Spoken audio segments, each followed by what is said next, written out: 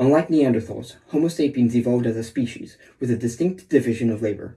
While both Neanderthal men and women hunted together, sapiens divided roles. Women focused on gathering and childcare, while men handled hunting and warfare. This specialization gave us the competitive edge over Neanderthals. For over 300,000 years, this division of labor was one of the most essential thrusts that established us as the dominant species on Earth. Yet it also sparked an endless conflict between what we can do and what we are allowed to do. Throughout history, this conflict has dictated what is considered permissible, based on class, gender, race, and region. Even today, it is often viewed as more natural for women to handle domestic labor and childcare. Depending on one's social class, the quality and quantity of education varies, and the roles one must play remain strictly divided.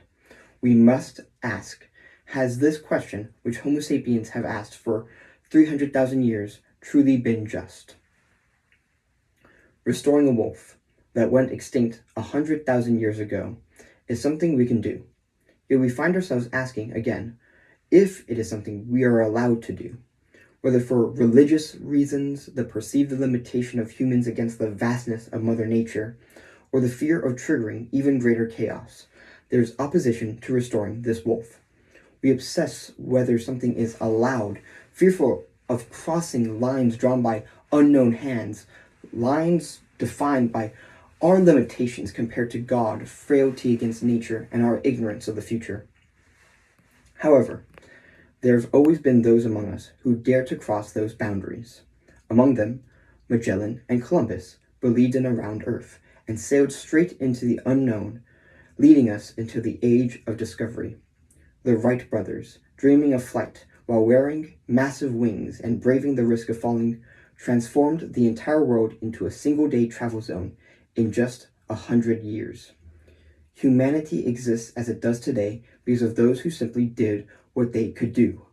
We should do what we are capable of doing. We can stop asking whether we are allowed to do it.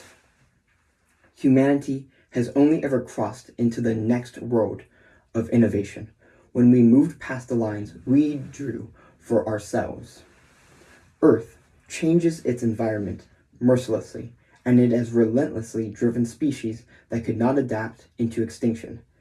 If we give those species a second chance and push past the current limits of biotechnology, could we not encounter yet another world of innovation?